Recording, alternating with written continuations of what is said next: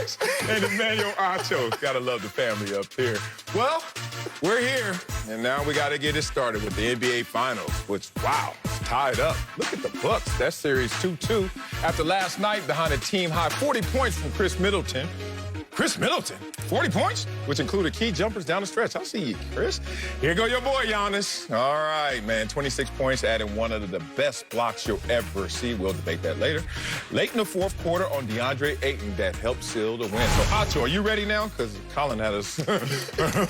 What's before the first quarter, Coach? I don't know.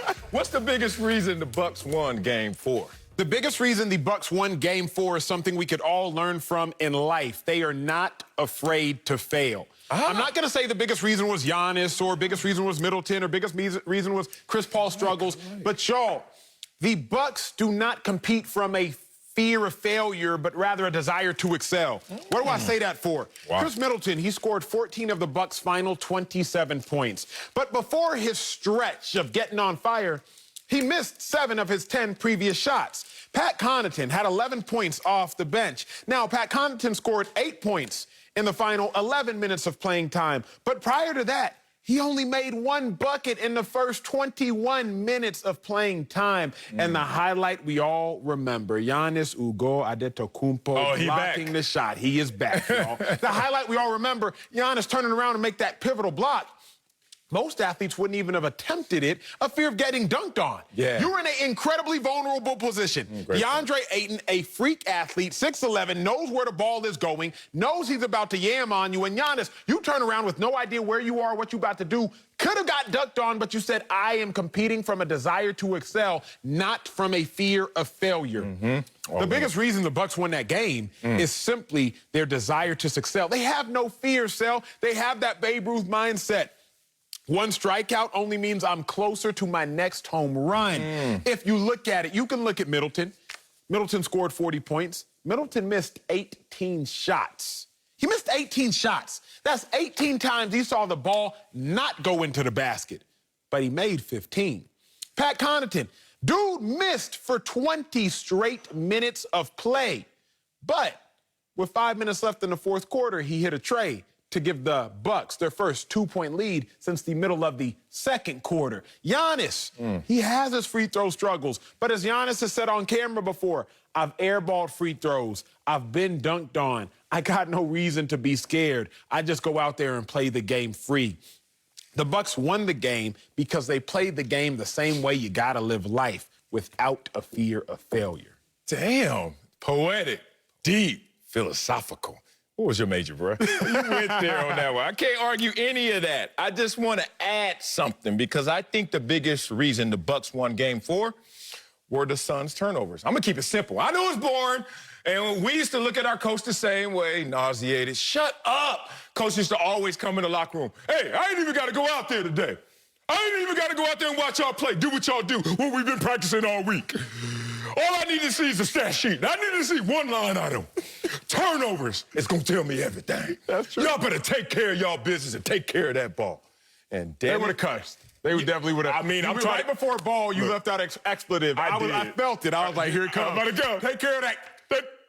But Colin already lost his job for giving it to us too early. I don't want to lose mine, too. We all up here messing around today. But you're right, and I'm right, because the turnovers is what killed the Phoenix Suns.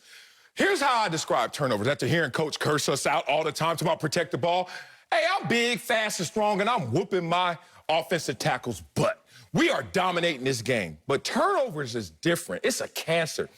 It eats its own. So no matter what you do, shoot better than the Bucks from the three-point line, shoot better than the Bucks from field goal percentage, it doesn't matter. We're going to eat our own. And that 17-5 disparity in turnovers is what undermined the Phoenix Suns. So when you have those turnovers, especially 2 by Chris Paul in the last 4 minutes, what happens to all of the efforts that you've been putting in, all of the logs you've been putting on the fire up to that point? Not only do turnovers give the other team a possession, it robs you of that same possession you had, and more so, in the game of leverage, in the game of wheels, it all of a sudden gives them something that they didn't earn. When you're going out there, it's hard enough to win a game when you're going out there in just complete volition and effort. I'm trying, you trying. Acho, you and I, we going at it. I give you something, a bonus that you didn't even earn. I just gave you extra ammunition to kill me. The Phoenix Suns killed themselves. They were undermined by something that ate there, and it was eating its own turnovers. I co-sign that, and in addition to that, if we're also being real, now leaving the philosophical, going to the stat sheet. Let's go. The Bucks won the game because the referees, not the referee's fault, because Devin Booker getting in foul trouble.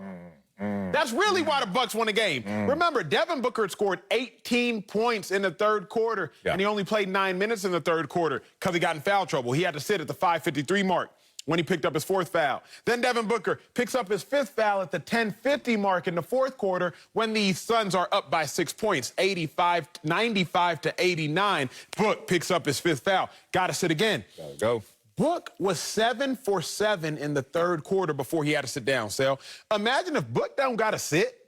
Oh, it's probably blouses for the Bucks that game. He's 7 for 7. He takes a quick seat. He comes back. He's still hot. Once he picks up that fifth foul in the fourth quarter and he sits for 5 minutes, he comes back in, only makes one more bucket. Gotcha. He was completely out of sync. The game completely changed. It was a much different, now the game was actually moving faster because it was later in the game. Defense got way tighter than it had been. And Book comes in after going 7 for 7 in the third quarter, comes in and returning in the fourth quarter, only gets a bucket.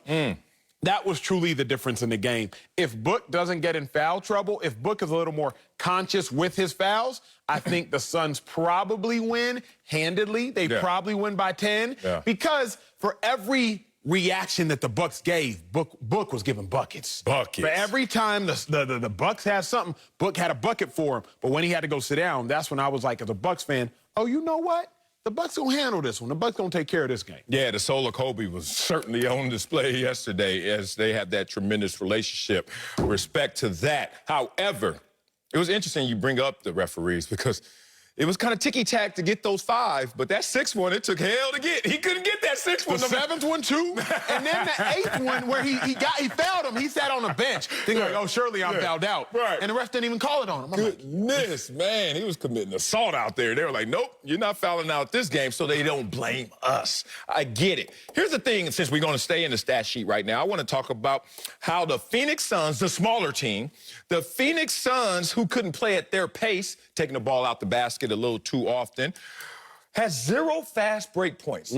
Come on, man. Like, you ain't got to be a basketball enthusiast to understand if you can't get 1 fast break point and you're the smaller team and you want to play at pace, you're in trouble that night. Their dynamic duo was outscored by 14 points when you talk about Middleton and Giannis versus Booker and CP 1.5, 2, maybe 2. 2 1/3. I mean, I don't know what the hell that was. Self-inflicted wounds with the turnovers. You just look at it, all of these things. The second chance points, they lost that as well. So it's all these little things. We always look at the top level, just like who shot the ball better. Okay, well, then they should win. And that should have been the Phoenix Suns. Who played better for most minutes? It was the Phoenix Suns. But then you start to look at the things that we learned. And this is what I always tell people, because people always want to know about the professional athlete experience. And I tell you, let me tell you one thing. I have never practiced so much in my damn life.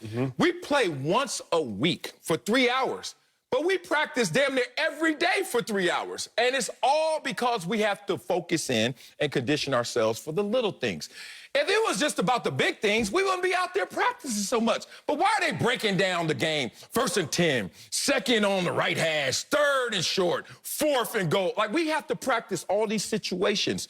And in this game, I saw situations where the Phoenix Suns broke down, self-inflicted wounds. So I never realized, actually, until watching this game, how much the little things matter as opposed to trumping the big.